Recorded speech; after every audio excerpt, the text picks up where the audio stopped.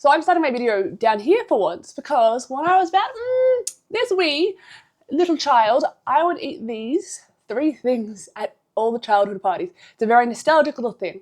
We're going to start off with fairy bread that everyone seems to know about, except that guy who toasted the bread first. Honey Joys and Chocolate Crackle. A lot of people won't know these because they're a lot of Australian children's snacks, but they are delightful and full of sugar. So eat with care if you're going to try these now. You don't realise how much junk you eat as a kid.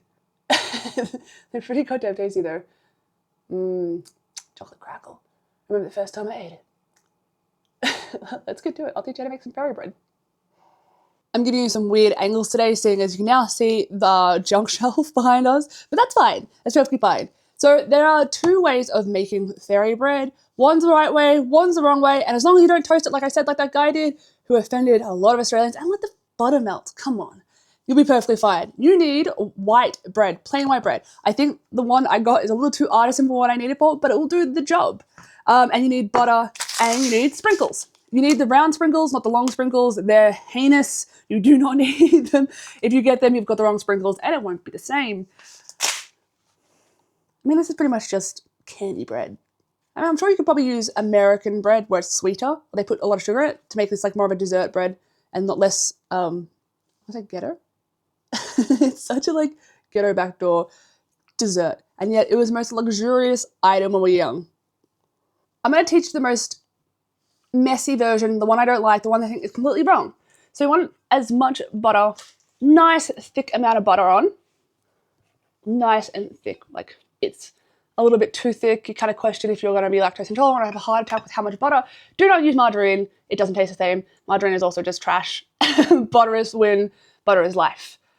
Like, it's got to be nice and thick. And to the edges, because like you want your child to eat crust because it makes your children big and strong, right? That's what they told us when we were younger. Makes your hair long, right? I don't know if anyone else got told that. I got told that. Like, eat your crust. It's going to make your hair long. I'm like, hair was already down to my butt at the time, so it's too long. So we've buttered it nice and thick, as you can tell.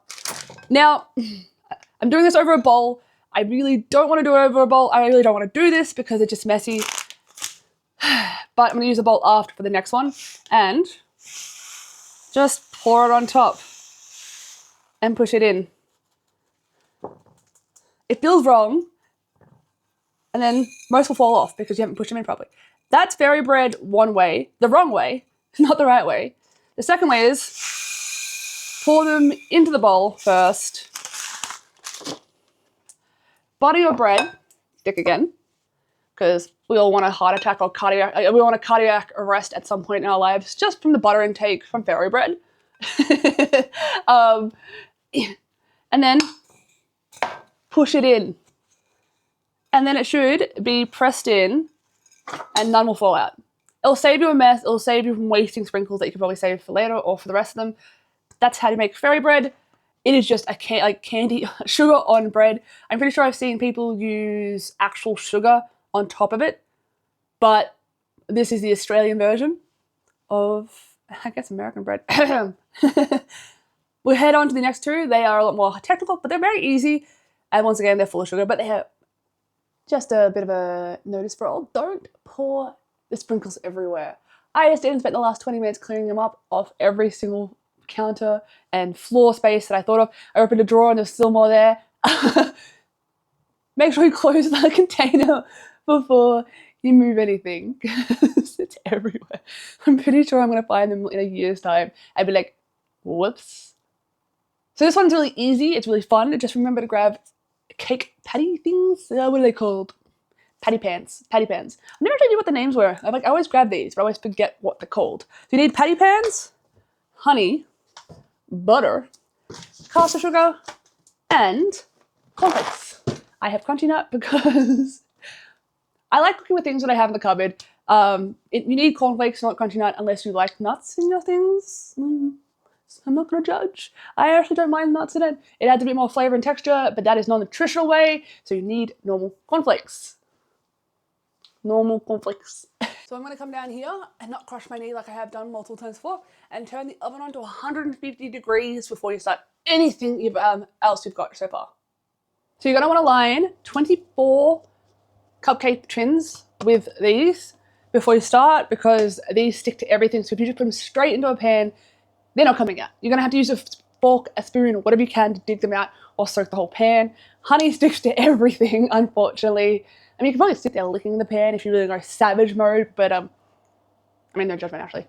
Depends on my mood. Let's get to the next step. It's pretty easy, let's go. So you're gonna need to melt 90 grams of butter, 1/3 cup of sugar, and a tablespoon of honey. It's about a tablespoon is that. I don't like putting it in my spoons because then it gets stuck to the sides and you don't know how much you measure, so that's about a tablespoon. You're gonna melt those together and mix them with a wooden spoon because it's just easier that way. And you're gonna get them all infused before you add anything else yet. So let that butter melt down and get all squishy.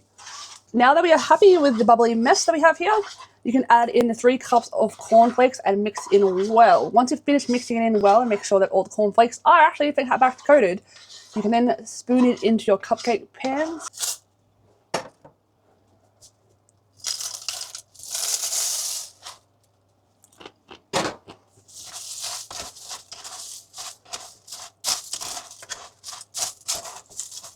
So I've taken the honey joys out of the oven and I put them to the side to let them cool. They need to completely cool so they actually stick together. If you don't, they'll be like gooey.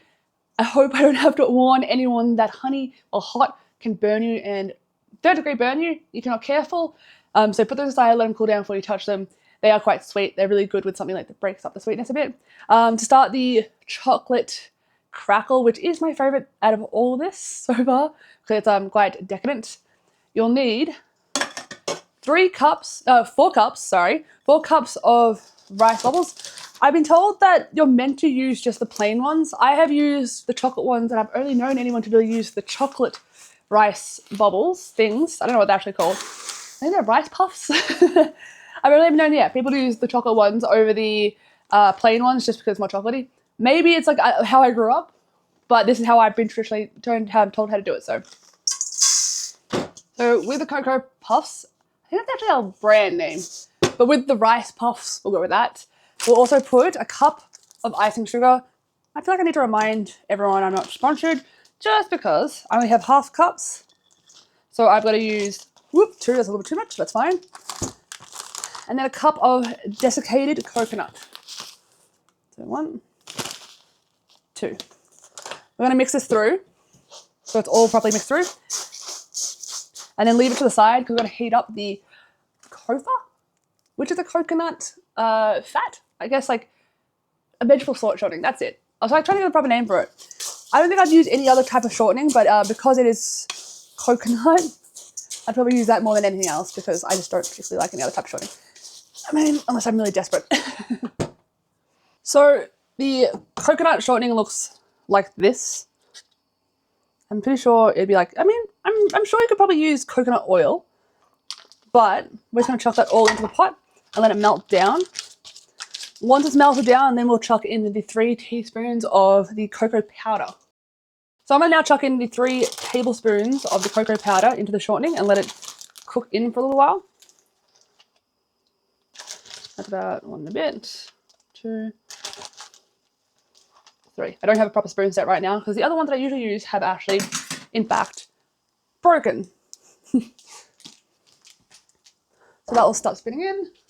Now this is done, I'm going to put it to the side and let it cool for a little bit before you put it on the puffs because you don't want to overheat them and then crush the puffs too much. So this does need to cool quite rapidly when in the pans because they'll end up cooking or making the puffs a little mushy.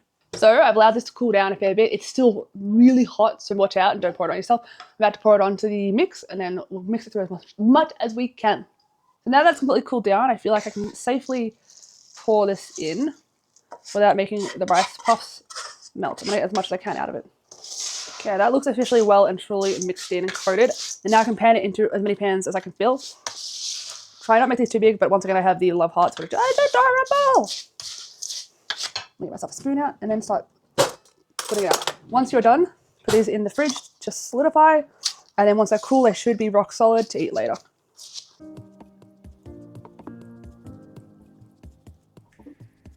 So after all that, we have a nostalgic platter. It's almost like a charcuterie board of 90s nostalgia with the honey joys, the chocolate crackle, and the fairy bread that is just sweet sugar bread. If you want to try this, I'll put the recipes down below. There is a lot of recipes online, but it might be good. I mean, you can put a little bit of salt in these and it's kind of like salted caramel kind of mess and update each one, make them more modern, but these are traditional to a point. Please subscribe, like, and I think I was going to say follow, but I don't think follow is on this one. Like, subscribe. See you guys. Bye.